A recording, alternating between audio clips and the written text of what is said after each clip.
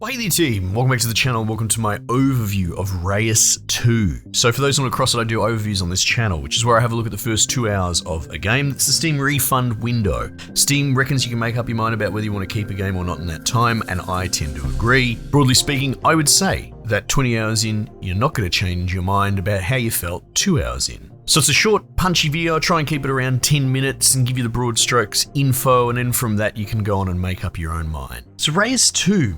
This is really good, I really like it. I can't wait to dive back into it some more, to be perfectly honest. It's got that just one more turn energy. Now, if you've played the first Reus, turn might, strike a bit of an alarm bell, because Reus 1, from memory, geez, it's more than 10 years old now, is actually real time. It's quite sort of pressure driven in a way. This still feels the same. It looks the same. Mechanically, if you haven't played Reus 1 in years, I kind of had to look it up to check.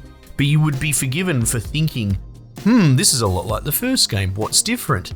But there are a few little telltales in there. And yeah, one being, it's actually switched from real-time pressure cooker to turn-based. However, every turn matters, and there's always going to be 5 things that you want to do with your one turn. And broadly speaking, your run is dictated by, I can't remember, it's called purple mana bar, eons or something like that. And every action that you do adds to that bar. So it's like a reverse countdown timer. You can see it filling up.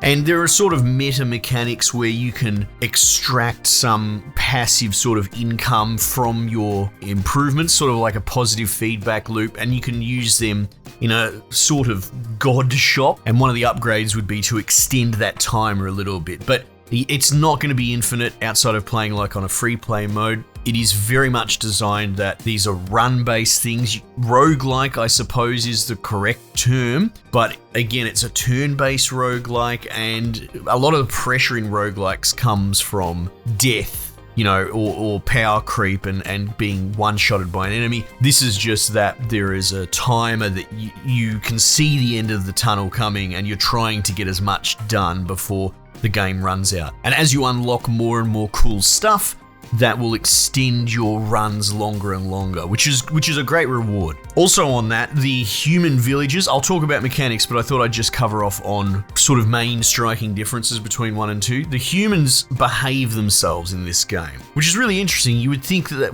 it would go in the other direction. In the first game, the humans in the real-time space constantly try and kill each other.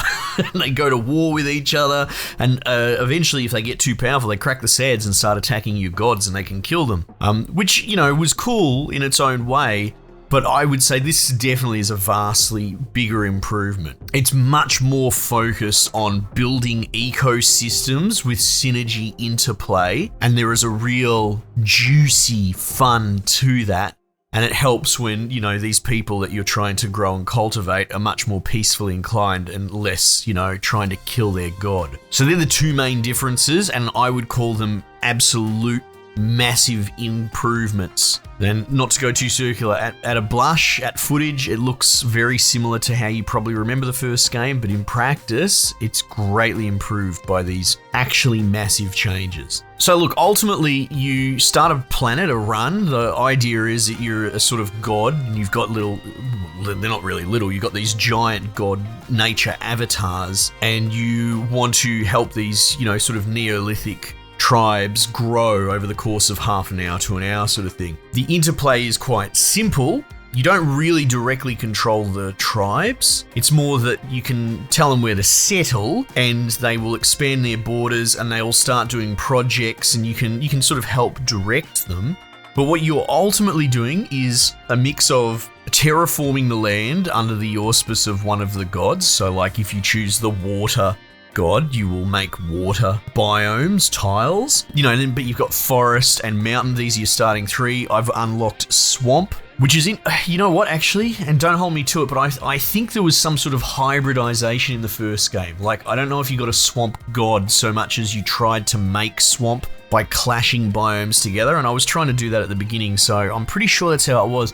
Now it's just it's more streamlined. It's a distinct god with a distinct biome. So you turn all the wasteland into biomes and tell your dudes to settle somewhere, and then from there you can place and the different gods kind of dictate what they place. Like the desert rock god places minerals, that sort of thing, you know, rocky outcrops, gems, and these things are more for prosperity. But you also have sort of more technological things. And then the other main one is animal diversity. All of these things have tag systems now, and they kind of interact with each other. It's all about combo chaining, synergy, stacking, and it's incredibly satisfying as a feedback loop. But at its broad concept, the villagers will have a territory, and within the territory you place in the little tiles animals and minerals and that sort of stuff.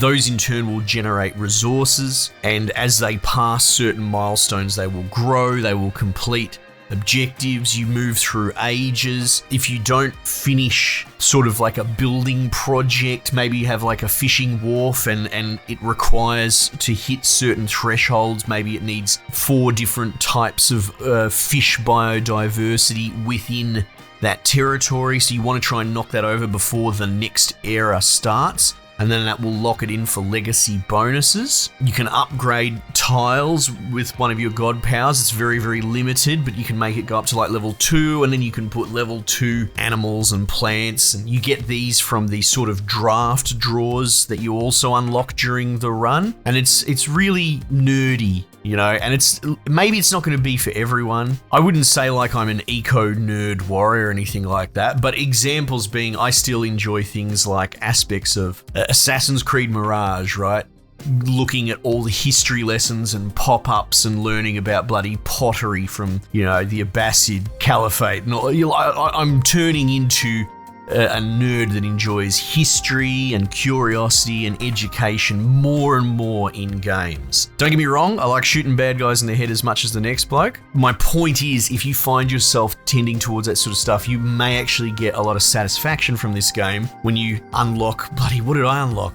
Deep Sea Marlin. So yeah, I had to make enough ocean tiles wider. So the wider you make an ocean biome, they start going deeper in the center. So then it gets a tag deep, and Marlin can only go in deep.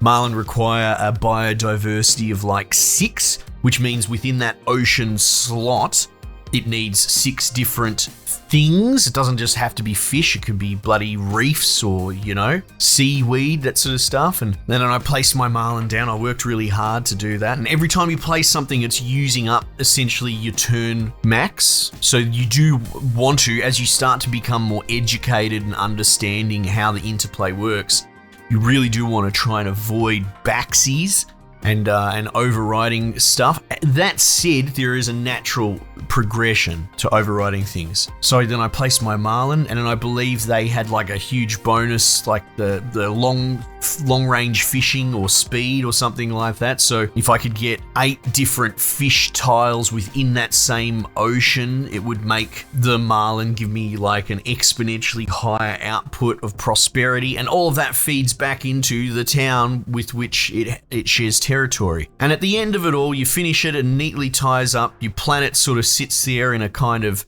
Milky Way solar system galaxy kind of setup, and you could come back to it if you want. I think you can go back in free play, but I'm always just jumping straight back in and making a new run.